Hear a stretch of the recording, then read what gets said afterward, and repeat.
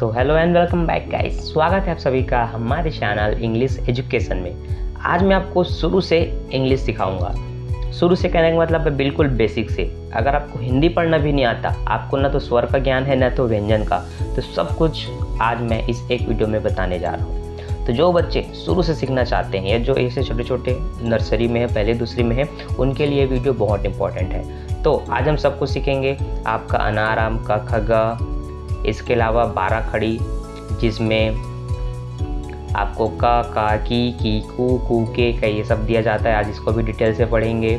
इसके साथ आपका पूरा ABCD को हम हिंदी में क्या बोलते हैं ये भी पढ़ेंगे। तो शुरुआत से शुरू करते हैं एकदम बेसिक से। उसके बाद आप जब ये सीख जाएंगे तब आपको ये सारे नाम हैं उनको आप इंग्लिश में कैसे लिखेंगे ये भी मैं आपको बताऊंगा।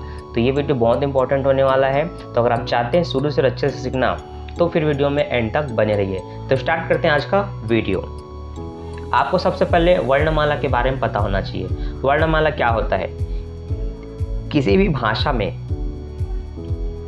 उसको सीखने के लिए जो अक्षर बनाए जाते हैं वही उनकी वर्णमाला कहलाती है। तो हमारे भारत में हिंदी में उच्चारण के आधार पर 52 वर्ण होते हैं। इसमें से 11 स्वर और 41 व्यंजन होते हैं। लेखन के आधार पर 56 वर्ण होते हैं और इसमें 11 स्वर और 41 व्यंजन होते हैं। 4 संयुक्त व्यंजन भी इसमें आते हैं। अब व्यंजन और स्वर, इनको इंग्लिश में हम कॉन्सोनेंट और वॉवेल्स बोलते हैं। तो व्यंजन को कॉन्सोनेंट और स्वर को वॉवेल्स बोलते हैं। अब वॉवेल्स मतलब क्या? तो वॉवेल्स मतलब ये आपके अ, आ, ई, ऊ, ए, ओ, औ, अहा, इसको हम वॉवेल्स मतलब स्वर कहते हैं। क्या कहते हैं बच्चों? स्वर कहते हैं। तो ये जो डब्बे में दिख रहे हरे डब्बे में, इसको हम स्वर कहते हैं। ठीक, स्वर को इंग्लिश में वॉवेल्स कहते हैं। तो अगर आपसे कोई भी पूछे तो आप इतना बता सकते हैं, तो आपको ये याद रखना है। ठीक, अब कॉन्सोनेंट क्या है, व्यंजन क्या है? तो यहाँ पर जो पीले और काले डब्बे में दिख रहे हैं इसको आप कॉन्सोनेंट बोलते हैं। मतलब क, ख, ग, घ, अंगा, च, छ, ज, झ, य, ट, ठ, ड, ढ, पूरा जो आपने ज्ञाने तक लिखा इसको आप क्या बोलते हैं? इसको आप व्यंजन बोलते हैं, जिसको इंग्लिश में आपको कॉन्सोनेंट कहना है। तो रही बात वॉवेल्स और कॉन्सोनेंट की, ये आपको भूलना नहीं है। स्वरों को वॉवेल्स, व्यंजनों को कॉन्सोनेंट। ठीक, अब आपको अगर बेसिक से शुरू से सीखना है कि आपको हिंदी अंग्रेजी दोनों आना चाहिए, तो सबसे पहले तो आपको मैं पढ़ना सिखा दूँ। ठीक, इसको हम कहते हैं अ, और अ के लिए इंग्लिश में ए का इस्तेमाल करना है। इसको हम कहते हैं आ। ये अ है और ये आ है। तो आ में डबल ए होता है। ई मतलब आई, बड़ा ई मतलब डबल ई, ऊ मतलब यू, बड़ा ऊ मतलब डबल ओ। ए की मात्रा के लिए ई, ए की मात्रा के लिए ए आई, ओ की मात्रा के लिए ओ, औ की मात्रा के लिए ए यू, अम की मात्रा के लिए ए एन, अह की मात्रा के लिए ए एच ए। ठीक, वैसे अगर आपने अ से लेकर औ तक याद कर लिया तो बाकी फिर सब आसान है। उसी तरह से व्यंजन क के लिए के और उसी के में एच लगा दो तो ख, ग के लिए जी और उसी जी में एच लगा दो तो घ, च के लिए सी एच और उसी सी एच में एक बार और एच लगा दो तो वो छ। तो छ का मतलब सी एच एच मतलब डबल एच। ज के लिए जे और जे में एच लगा दो तो झ। ट के लिए टी या टी के लिए ट और उसी टी में एच लगा दो ठ, ठठेरे का। ड मतलब डी और उसी डी में एच लग जाए तो ढ, ढक्कन का। अड़ा के लिए एन का इस्तेमाल होता है, अड़ा के लिए एन का। त मतलब टी, त मतलब टी, टी में एच लग जाए तो थ। तो देखिए टी यहाँ भी था, टी यहाँ भी है। तो टी के 2 उच्चारण है, एक तो ट और एक तो त। टी एच का ठ और थ। ड मतलब डी, ढ मतलब डी एच। तो डी में एच लगा दो तो ध बन जाता है और उसी डी को हम ड भी बोलते हैं और ढ डी एच मतलब ढड़क्कन का। आगे बढ़ते हैं। न को एन, पी को प या प को पी, फ के लिए एफ या पी एच, दोनों का फ होता है। ब मतलब बी और बी में एच लग जाए तो भ। ठीक, बी मतलब ब, बी में एच लगे तो भ। म एम, एम म। वाय य को वाय। आर र को आर। ल एल को ला। व को वी कहते हैं, व को डब्लू भी। तो व के लिए वी, व के लिए डब्लू, दोनों इस्तेमाल होते हैं। श, ये दोनों ही श है, स सफेरे का स षटकोण का, दोनों के लिए एस एच। तो जब ये स दिखे आपके लिए आपको एस एच का इस्तेमाल करना है, और अगर ये वाला स हो तो सिर्फ एस। तो अगर एस अकेला है तो ये वाला स, लेकिन एस एच हो तो फिर ये वाला श। हा मतलब एच, एच मतलब हा, और फिर छ छतरी का के एस एच है, ये चारों मिलकर के छ बनते हैं। फिर ज्ञानी का जो कि यहाँ पर गायब है। ज्ञानी होता क्या है, वो ग और य का मिश्रण होता है, ठीक है। तो जी वाई ए ये हो जाता है ज्ञ। तो जो मिल करके बनते हैं उसको तो हम बाद में सीखेंगे, पर जो आपको कंफर्म याद होना चाहिए वो इतना ही है। इतना अगर आपने अच्छे से याद कर लिया तो फिर आपके लिए इंग्लिश समझना बहुत आसान हो जाता है, ठीक है बच्चों। तो याद रखना है क को के, ख को के एच, ग को जी और घ को जी एच, च को सी एच, छ को सी डबल एच, ज को जे और झ को जे एच, ट को टी, ठ को टी एच, ड को डी, ढड़कन का डी एच, अड़ा को एन, ट को टी, ठ को टी एच, द को डी, ध को डी एच, न को एन, प को पी, फ को एफ, ब को बी, भ को बी एच, म को एम, य को वाई, र को आर, ल को एल, व को वी, व को डब्लू, स को श को एस एच, और ये वाला श इसको हम एस, ह एच और छ के लिए के एस एच ए। ठीक, इतना आपको याद रखना है। फिर देखते हैं इसके बाद और क्या याद करना होता है। तो उसके बाद इम्पॉर्टेंट है आपका ये 12 खड़ी, इसको हम 12 खड़ी के नाम से प्रोनाउंस करते हैं। ये भी आपको पहाड़े में मिल जाएगा, आप 5-10 रुपये का एक पहाड़ा ले सकते हैं, या फिर मेरे चैनल पे पूरा देख सकते हैं और नोट कर सकते हैं। तो जो आपने स्वर पढ़ा था, क्या स्वर पढ़ा था? आपने पढ़ा था अ आ इ ई उ ऊ ए ऐ ओ औ अम अहा। अगर ये किसी एक व्यंजन में सब लगते हैं तो क्या हो जाएगा? क में आ की मात्रा का, क में छोटा की मात्रा की, क में बड़े की मात्रा की। अब आपको दिखाता हूँ, यहाँ क का, की, कु, के, कै, को, कौ, कम, कहा। तो यहाँ पर आ है, ई है, ऊ है, ए है, ओ औ है, आहा है। मतलब जो आपने स्वर पढ़ा था, वॉवेल्स आपने देखा था, वो वॉवेल्स इनके साथ जुड़ा हुआ है। तो हर व्यंजन के साथ स्वर जुड़ा हुआ होगा, तब उन नामों को हम कैसे लिखेंगे वो अगर आप और सरल करना चाहते हैं तो फिर आपको याद करना पड़ेगा। ये काफ़ी सरल होता है। क मतलब के, क में आ की मात्रा मतलब के ए, क में छोटे की मात्रा की मतलब के आई, क में बड़ा की मात्रा ई मतलब के डबल ई, क में छोटा की मात्रा ऊ मतलब के यू, क में बड़ा की मात्रा मतलब के डबल ओ, क में ए की मात्रा के मतलब के ई, क में ए की मात्रा क मतलब के ए आई, क में ओ की मात्रा को मतलब के ओ, क में औ की मात्रा को मतलब के ए यू, क में अम की मात्रा हम तो के एन। ठीक, इसी तरह से ख को आप के एच कहते हैं इंग्लिश में। तो ख में आ की मात्रा मतलब के एच है, छोटा ई की मात्रा के लिए आई लगाते हैं तो के एच में आई लग जाएगा, बड़ी की मात्रा के लिए डबल ई लगाते हैं तो के एच में डबल ई लग जाएगा। ख में छोटा की मात्रा है तो ख का मतलब सी के एच, लेकिन छोटा की मात्रा मतलब यू। अब यहाँ भी ख है मतलब यहाँ भी के एच, बड़ा की मात्रा में डबल ओ। ख में ए की मात्रा तो ख के लिए के एच, ए की मात्रा के लिए ई, आई की मात्रा के लिए ए आई, ओ की मात्रा के लिए ओ, औ की मात्रा के लिए ए यू, अम की मात्रा के लिए ए एन। तो आप देख रहे हैं ख सब में है इसलिए के एच सब में है। मात्राएं बस लास्ट में यहाँ लग जाता है, अ की मात्रा में ए, छोटा की मात्रा में ई, बड़े की मात्रा में डबल ई। तो इस तरह से सारे व्यंजन का इंग्लिश नाम है ना, सारे कॉन्सोनेंट को इंग्लिश में हम क्या बोलते हैं आपको अच्छे से पता होना चाहिए, क्योंकि इतना अगर आपने याद कर लिया तो फिर आपको हिंदी नामों को इंग्लिश में लिखने में कोई कठिनाई नहीं होगी, और ना ही इंग्लिश नामों को हिंदी में पढ़ने में कठिनाई होगी। जैसे किसी का नाम इस तरह से लिखा है LAALEE, अब मुझे नहीं पता है क्या है इसका हिंदी क्या होगा, तो चलिए मैं आपको शुरू से सिखाता हूँ।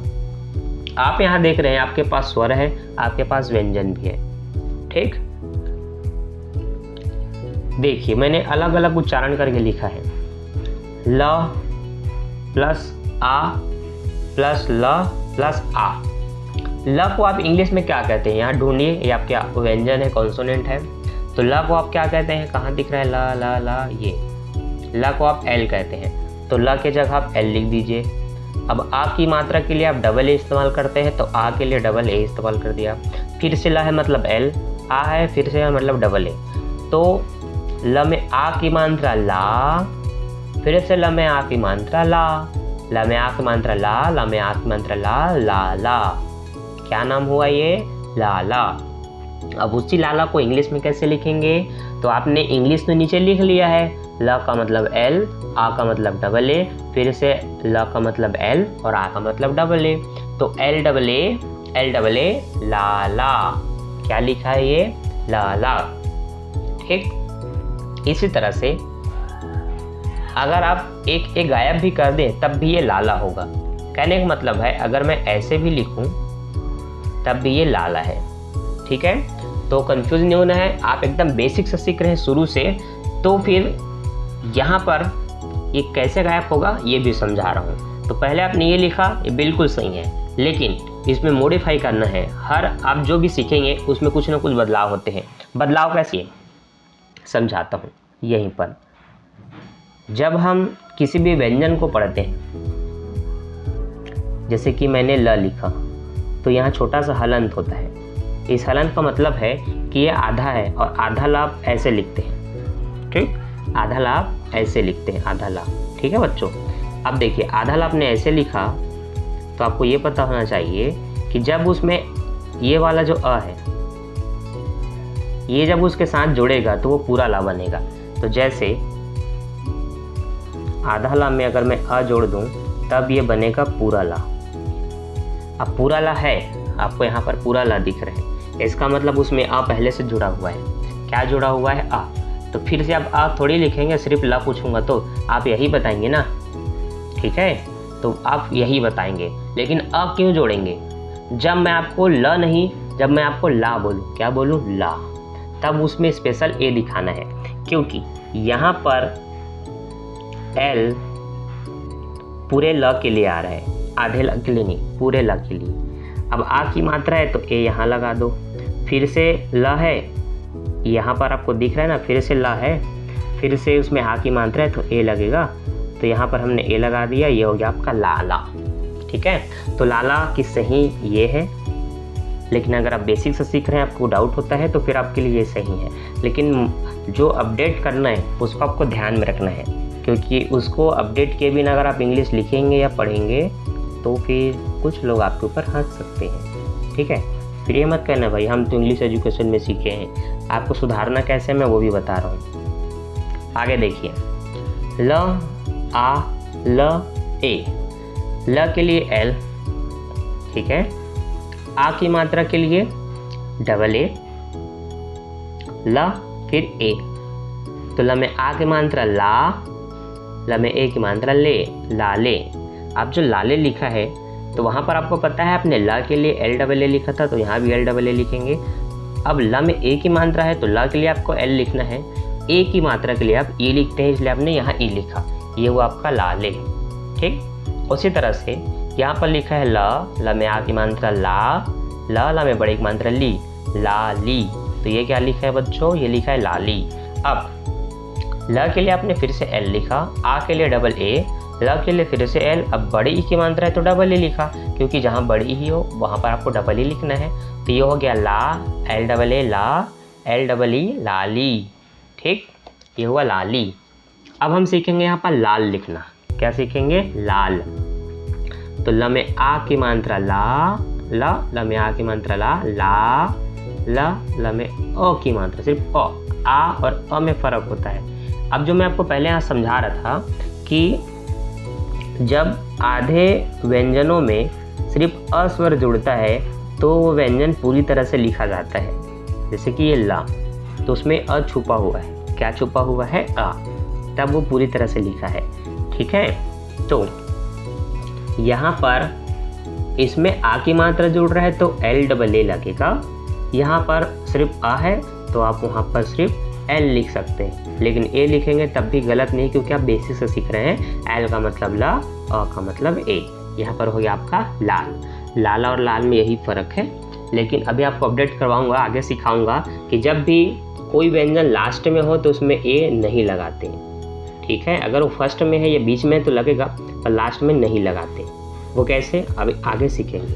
आगे बढ़ते हैं। अब ये लिखा है ल में आ की मात्रा ला, ल में बड़ों की मात्रा लू, लालू। ये क्या लिखा है? लालू। तो ला के लिए एल, आ के लिए डबल ए, ला के लिए एल, बड़ा ओ की मात्रा के लिए double O, L double A ला, एल डबल ओ लू, लालू। अब ये है ला में आ की मात्रा ला में छोटा की मात्रा ऊ, ला में आ की मात्रा ला में छोटा की मात्रा लू, लालू। क्या लिखा ये? लालू। ला के लिए एल, आ के लिए डबल ए, ला के लिए एल, छोटा ऊ के लिए यू लिखते हैं तो हमने यू लिखा, एल डबल ए ला, एल यू लू, लालू। दोनों में फ़र्क है बस, छोटा ऊ की मात्रा यहाँ है, यहाँ बड़ा ऊ की मात्रा है। ठीक, इसी तरह से बहुत सारे नाम हम लिखने की कोशिश करेंगे। ठीक है, अब यहाँ पर हमने लिखा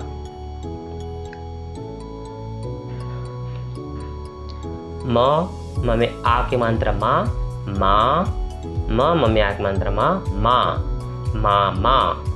अब मामा को आप इंग्लिश में इस तरह से लिख सकते हैं, म के लिए एम, आ के लिए डबल ए, फिर से म के लिए एम, आ के लिए डबल ए, मामा।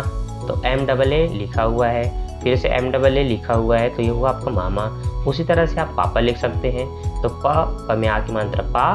ठीक है, फिर से प में आ की मात्रा पा, पापा। तो ये प के लिए पी, आ के लिए डबल ए, फिर से प के लिए पी, आ के लिए डबल ए, ये हुआ पापा। एक साथ लिखेंगे पी ए, ये हुआ आपका पापा। उसी तरह से नाना, तो न प्लस आ, ना।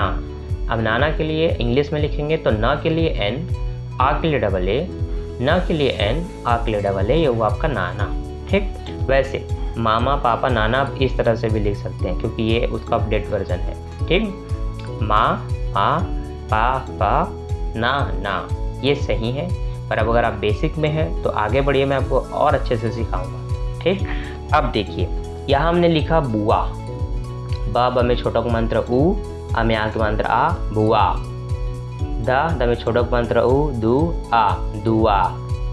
हा में छोटा को मंत्र हु, आ, हुआ। फ में छोटा को मंत्र फू, फ में आ की मंत्र फा, फूफा, फूफा। क में छोटा को मंत्र कू, आ, कुआं। सा में छोटा को मंत्र शु, आ, शुआ। अब देखते हैं इंग्लिश में कैसे लिखेंगे। बहुत सिंपल है, आपको पता है ना, ब को आप इंग्लिश में क्या कहते हैं? तो देखो, ब को आप बी कहते हैं, तो आपको ब के लिए बी लिख लेना है। छोटा ऊ की मात्रा को यू कहते हैं, जो कि आपको यहाँ दिखेगा, इसलिए यू, ऊ की जगह यू। आ के लिए आपको पता है डबल ए, तो बी यू डबल ए, बुआ। तो आप बुआ हिंदी में ऐसे लिखेंगे और इंग्लिश में ऐसे। उसी तरह से दुआ, तो द के लिए डी, कहाँ है द? ये रहा आपका द, इसके लिए डी। ठीक है, तो द के लिए डी, ऊ के लिए यू, आ के लिए double A, D U double A, दुआ। हुआ, हा के लिए एच, छोटा ऊ के लिए यू, डबल आ के लिए डबल ए, ये हुआ एच यू डबल ए, हुआ। फूफा, फ के लिए एफ, ऊ के लिए यू, फिर से फा है तो फिर से एफ, डबल आ की मात्रा है तो डबल ए, एफ यू फू, एफ डबल ए फा, फूफा। उसी तरह से है कुआं, क के लिए के, ऊ के लिए यू, आ के लिए डबल ए, के यू डबल ए, कुआं। सुआ, शुआ, स के लिए एस एच, ऊ के लिए यू, आ के लिए डबल ए, शुआ। ठीक, इसी तरह से जानेंगे ऐसे और नाम जिनको आप इंग्लिश में क्या लिख सकते हैं। ठीक, अब लेटर्स के बारे में बात करते हैं। तो लेटर्स, इसको भी आप अक्षर, वर्ण कह सकते हैं, इंग्लिश में लेटर कहना है। तो यहाँ पर ABCDEFG पूरा जो जेड तक है ये केवल 26 होते हैं, और आपको पता है हिंदी में जो आप आ स्वर पूरा व्यंजन पढ़ते हैं वो 56-54 होते हैं। अब ये 26 है, वो 54 है, मतलब वो दुगने हैं इससे। अब ये लोग कैसे पूरा करेंगे? आधे वर्ण व्यंजन तो छूट जाएंगे, तब पूरा कैसे करते हैं वो भी हम सीखेंगे अभी आगे। लेकिन अभी के लिए बस इतना समझिए कि यहाँ जो ABCD लिखा जाता है उनका हिंदी रूपांतरण क्या है।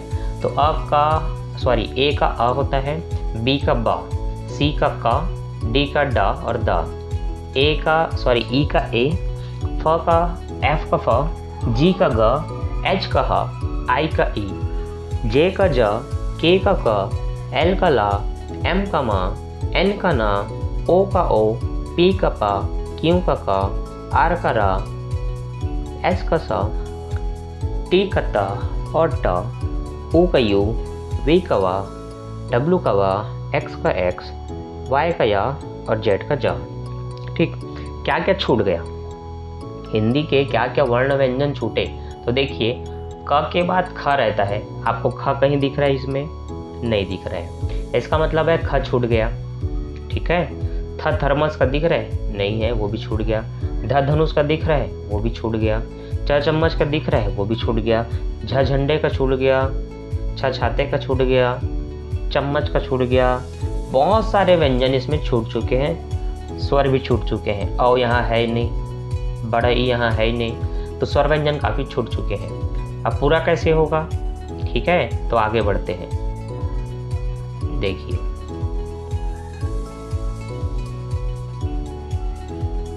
पूरा कुछ इस तरह से करना है। हम देख रहे हैं कि ख छूट गया है। क्या छूट गया बच्चों?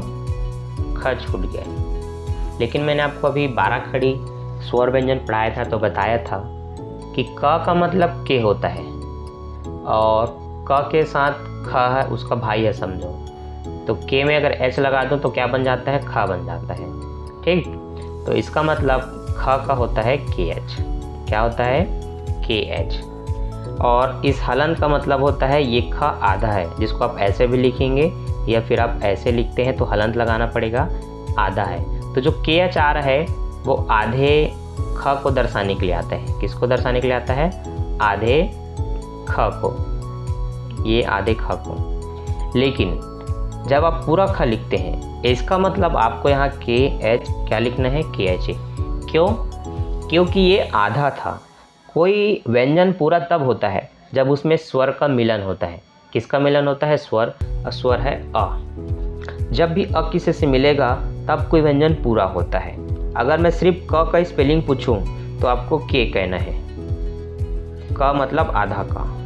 लेकिन जब मैं पूरा क पूछूं सिर्फ इस तरह से क, तो आपको बोलना है के ए। क्यों? क्योंकि क पूरा है और क पूरा है मतलब उसके साथ ए है। ठीक, तो ये होता है कॉन्सेप्ट समझने का। अब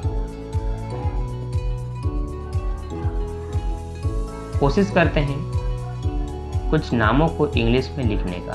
ठीक, जैसे किसी की बहन का नाम हो सकता है पिंकी, किसी की बहन का नाम हो सकता है रिंकी, मिंकी, चिंकी, टेना, मेना, वेना, वेड़ा। अब कोशिश करते हैं इनको लिखने का इंग्लिश में। पिंकी ये पहला नाम है। तो हम देख रहे हैं कि प में छोटा एक मात्रा पी, ये अम की मात्रा है जिसको आप आधा ना कह सकते हैं। क में बड़े की मात्रा की है। तो अभी मैंने आपको सिखाया था प को इंग्लिश में क्या बोलते हैं, तो प को इंग्लिश में पी कहते हैं। छोटा ई की मात्रा को आप आई कहेंगे। पिंकी, इंकी, जो सुनाई दे रहा है ये आधा न है, ये अम की मात्रा है, तो उसके लिए आपको एन का इस्तेमाल करना है।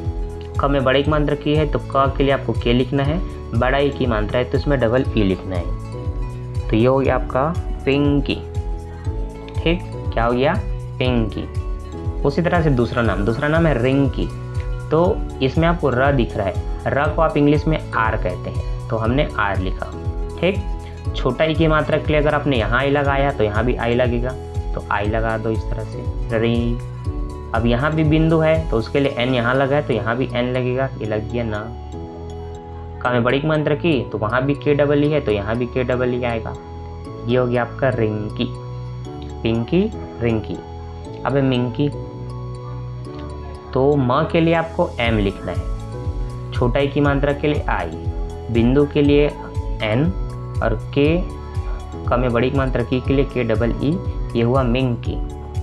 अब चिंकी लिखना है तो च के लिए आप सी एच लिखते हैं, आपने अभी स्वर व्यंजन में पढ़ा। छोटा ई की मात्रा है तो आपको आई लिखना है, अन है तो आपको न लिखना है मतलब एन, क में बड़ी की मात्रा की के लिए के डबल ई, ये हुआ आपका चिंकी। उसी तरह से अब आपको टीना लिखना है। टीना लिखेंगे तो देखिए ट है तो ट के लिए आप टी लिखेंगे। आपने सीखा था टी का मतलब ट और ट का मतलब टी। बड़े ई की मात्रा है ट में तो डबल ई, क्योंकि बड़ी ई की मात्रा जहाँ भी दिखे वहाँ पर आपको डबल ई लिखना है। फिर न है, न के लिए आपको एन लिखना है, मैं सिखाया था। आ की मात्रा है तो ये आ की मात्रा लगाएंगे। ये हो गया आपका टीना। क्या हो गया बच्चों? टीना। उसी तरह से लिखना है मीना। माँ में बड़ी की मात्रा है तो अच्छा हाँ, माँ को आपको एम कहना है। क्या कहना है? एम। तो ये हमने एम लिखा, ठीक। चलो ये लिखा हमने एम। बड़ी की मात्रा है तो डबल ई, ना है तो एन ए। ये हो गया आपका मीना। अब है वीना, तो V double E N A, ये हो गया वीना। उसी तरह से वीणा है, तो इस वीणा को मैंने इसलिए लिखा क्योंकि इंग्लिश में दोनों के लिए यही इस्तेमाल होते हैं एन ए, ना के लिए भी एन और ड़ा के लिए भी एन। तो वीणा भी वैसे ही लिखा जाएगा। बस फर्क इस बात का है कि यहाँ पर बड़ी ई की मात्रा था, यहाँ पर छोटी की मात्रा है। तो जब छोटी की मात्रा हो तो वी के साथ आई लिखेंगे, अड़ा के लिए एन ए। ये हो गया आपका वीणा, ठीक। तो ये हमने कोशिश किया कि इन नामों को आप इंग्लिश में किस तरह से लिख सकते हैं। अब हमारी अगली कोशिश, यहाँ पर छोटे छोटे नाम, इसमें कॉमन है कि ओ की मात्रा है, फिर ई की मात्रा है, ओ की मात्रा फिर ई की मात्रा। तो पहले ओ की मात्रा वाले को लिखते हैं। तो यहाँ पर लिखा है सोम। अब आपको पता है स हिंदी में 3 तरह के होते हैं, एक तो ये वाले, एक तो ये वाले, एक तो ये वाले।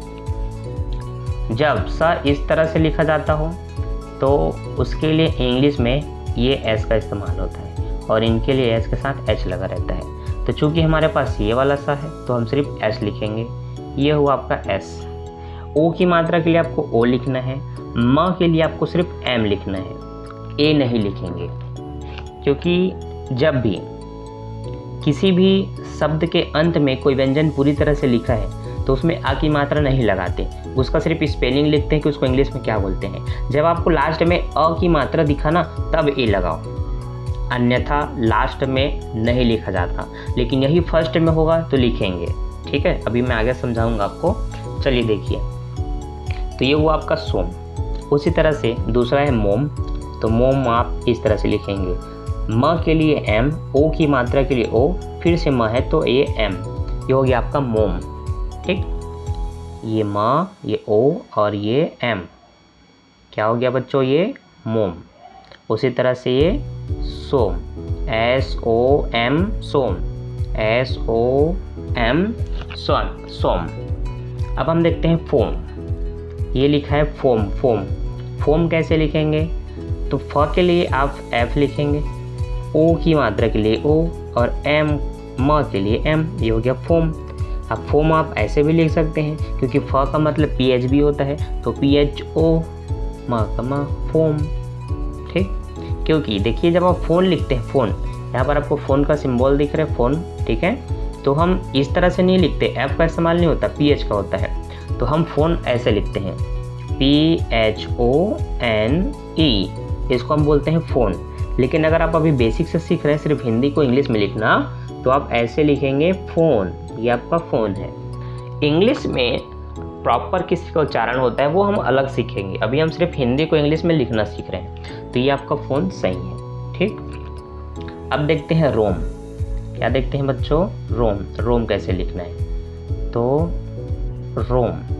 रोम हम कुछ इस तरह से लिखेंगे, आर ओ एम, रोम, आर ओ एम, रोम। तो र के लिए आर, ओ की मात्रा के लिए ओ, म के लिए एम, ये हो गया रोम। अब लिखा है शिवा। अब यहाँ से ओ की मात्रा गायब हो जाती है, अब सब में छोटा ई और आ की मात्रा, छोटा ई और आ की मात्रा, शिवा। तो जो देखिए जो शिवा है उसमें ये वाला श है और इस वाले स में एस एच होता है, तो आपको यहाँ भी क्या लगाना है? इसके लिए एस एच। छोटा ई की मात्रा है तो आप आई लिखेंगे, व के लिए वी लिखना है, आ की मात्रा है तब ए लिखेंगे। यहाँ आ की मात्रा नहीं था इसलिए कहीं भी ए नहीं लिखे लास्ट में, लेकिन आ की मात्रा दिखे तब ए लिखना है, तब वो रिप्रेजेंट करता है कि उसमें आ की मात्रा है। तब अब उसको हम वा, मा, शा, या जो भी लास्ट में होगा उसमें आ प्रोनाउंस करेंगे अगर ए लगा है तो, ठीक है। उसके बाद है दिया। दिया का सिंबल आपको दिख रहा होगा, यहाँ पर दिया है, इसको लिखा क्या गया है? दिया। तो द के लिए आप इंग्लिश में डी का इस्तेमाल करते हैं, छोटा ई की मात्रा के लिए आई, य के लिए वाई और आ की मात्रा इसलिए ए। ये हो गया आपका दिया। क्या हो गया बच्चों? ये ये दिया हो गया, दिया आप इस तरह से लिख सकते हैं। ठीक, आगे अगला है सिया। स के लिए, ये वाले स के लिए SH इस तरह से SH, छोटा ई की मात्रा के लिए I, या के लिए YA, या के लिए YA, ये हो गया आपका सिया। ठीक, आगे बढ़ते हैं अगले नामों के लिए।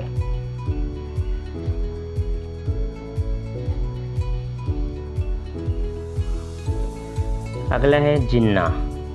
ज के लिए J, छोटा ई मात्रा के लिए I, यहाँ पर डबल ना है, ये ऐसा दिखे मतलब यहाँ पर डबल ना है, तो एक ना आपको इस तरह से लिखना है छोटे के लिए, फिर बड़े के लिए आ की मात्रा है, तो ये हो गया आपका जिन्ना। फिर है जिम, तो जिम आप इस तरह से लिखेंगे। एक्चुअल में इंग्लिश में कैसे लिखते हैं उसको हम बाद में सीखेंगे, अभी आप सिर्फ इंग्लिश को हिंदी में लिखना और हिंदी को इंग्लिश में लिखना, ये समझ रहे हैं। ठीक, तो ये हो गया आपका जिम। ठीक है, कोशिश करते हैं अब इनको लिखने का। यहाँ पर कोई भी मात्रा नहीं है, यहाँ पर सिर्फ व्यंजनों को लेकर के बनाया गया है, कोई भी स्वर का कॉम्बिनेशन इसमें नहीं है। लेकिन आपको पता होना चाहिए जब भी कोई व्यंजन पूरी तरह से लिखा है तो उसमें अ की मात्रा छुपा हुआ है। ठीक, अब पहला नाम है हमारा रमन। तो रमन हम किस तरह से लिखेंगे, तो रमन हम इस तरह से लिखेंगे, र के लिए R। अब देखिए मैंने आपको समझाया था शब्द के अंत में कोई व्यंजन पूरी तरह से लिखा हो तो उसमें ए नहीं लिखेंगे, परंतु वो शब्द की शुरुआत में है या बीच में है तो उसमें ए लिखना है, क्योंकि वो किससे मिलकर के बने हैं, अ की मात्रा से। तो र में आ की मात्रा RAMAN, तो यहाँ पर RA र को रिप्रेजेंट कर रहा है, म के लिए MA और न के लिए N, ये हो गया आपका रमन। क्या हो गया बच्चों, रमन। कंफ्यूज नहीं होना। पवन, प के लिए PA, व के लिए VA, न के लिए N, ये हो गया पवन। भवन, ब के लिए भा के लिए BH, पूरा भा इसलिए A, व के लिए VA और न के लिए N, ये हो गया आपका भवन। जनक, तो JANAK, ये हो गया आपका जनक। चमक, CHAMAK, ये हो गया आपका चमक। नमक, न के लिए N A, म के लिए MA, क के लिए K, ये हो गया आपका नमक। ठीक, नमक इस तरह से लिख रहे हैं। ठीक, झनक, झ के लिए हमें JH लिखना होता है, अ की मात्रा के लिए ए लगाएंगे, वैसे वहाँ है नहीं पर अ छुपा हुआ है। न के लिए NA, क के लिए के, ये हुआ आपका झनक। फिर कनक, तो क के लिए KA, न के लिए NA, फिर से क के लिए के, ये हुआ आपका कनक। फिर है समय, समय के लिए आप ये वाले स के लिए आप S इस्तेमाल करते हैं, तो SA, म के लिए MA, Y, य के लिए Y, ये हो गया आपका समय। अब है भनक, तो भनक है तो भ के लिए BHA, न के लिए NA, क के लिए के, आपका हुआ भनक। ठीक, तो ऐसे हमने 3 अलग अलग तरह से नामों को इंग्लिश में लिखा, जिसमें ई की मात्रा था, आ की मात्रा था, ओ की मात्रा था, ई और आ दोनों की मात्रा था, यहाँ जहाँ कोई भी मात्राएं नहीं थे, है ना। अब ये है जागृति, कृति, कृपा, ऐसे नामों को लिखना जिसमें ये दिखता है। जब ये दिखता है तो ये आधा रा होता है, आपको बता दूं, छोटे बच्चों को नहीं पता होता, ये आधा रा है, ये सब क्या है, आधा रा है। आधा रा इसका मतलब आपको सिर्फ आर लिखना है, उसके लिए क्या लिखना है, ये आधा रा इस तरह से है, उसके साथ आपको आर लिखना है। तो जागृति, जागृति है, इसको अलग करते हैं, जागृति।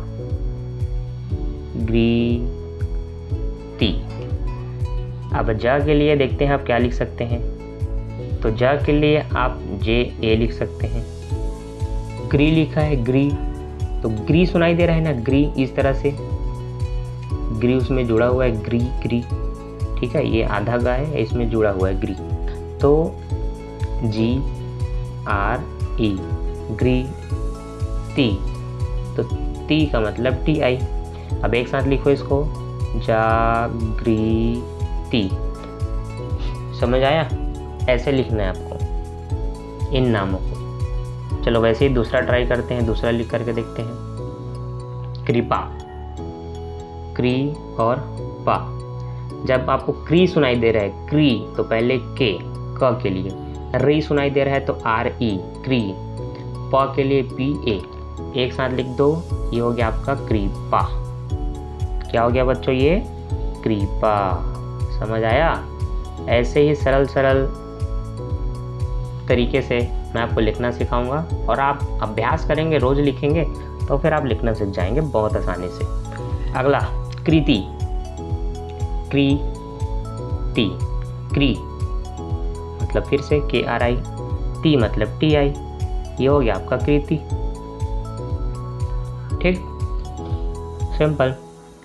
अब मृत्य, मृत तो मृ और आदता और य, आदता आप ऐसे लिख सकते हैं हलन डाल के। ठीक है, तो मृ सुनाई दे रहा है तो एम आर ई मृ, ता देखो आधा है तो सिर्फ टी लिखना है आपको। क्या लिखना है? सिर्फ टी।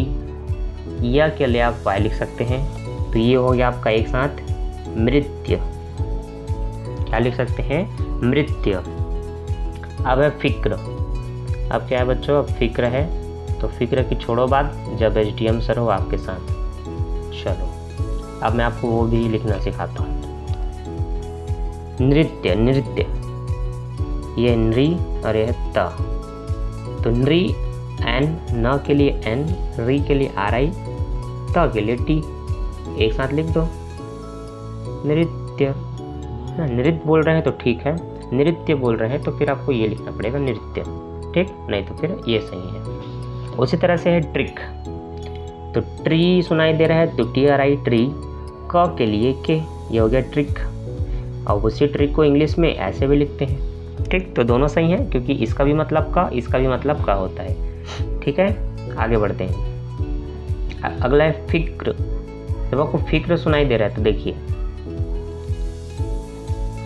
फी और क्र, फी के लिए एफ ई, क्र के लिए के आर ए, क्र, एक साथ लिख दो तो ये हो गया आपका फिक्र।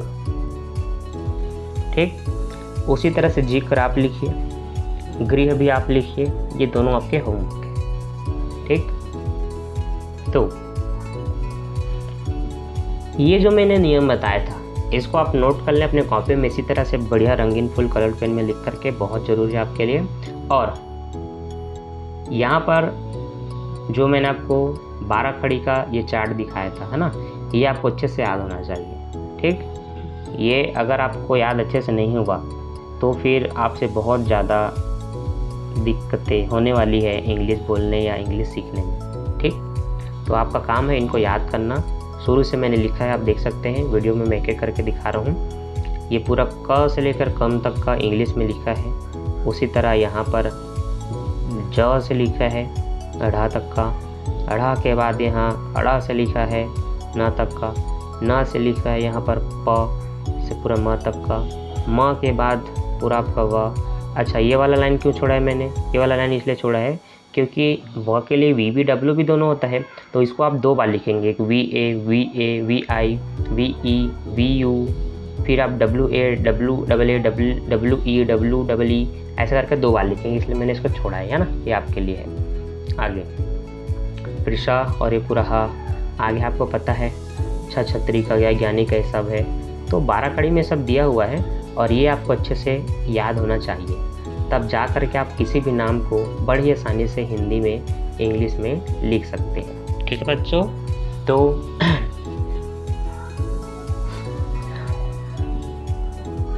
आज हमने बहुत कुछ सीखा हमारे इस वीडियो में, और जो आपके दिमाग में होना बहुत ज़रूरी है। तो ऐसे ही मज़ेदार और बेसिक से आप इंग्लिश सीखना चाहते हैं शुरू से, तो हमारे चैनल इंग्लिश एजुकेशन को भी सब्सक्राइब कर लीजिए, बेल नोटिफिकेशन को ऑन कर लीजिए ताकि आने वाले की नोटिफिकेशन, वीडियो की नोटिफिकेशन आपको टाइम पर मिल जाए। मैं मिलता हूँ नेक्स्ट वीडियो में, अभी के लिए बाय। इंग्लिश सीखने की इस जर्नी को हम आगे और जारी रखेंगे, तो अभी के लिए बाय, थैंक्स फॉर वॉचिंग। अगर आप चाहते हैं कि आपके छोटे छोटे बच्चे इंग्लिश बोलना या पढ़ना सीखें तो उनको ये वीडियो ज़रूर दिखाएँ। बाय बाय दोस्तों।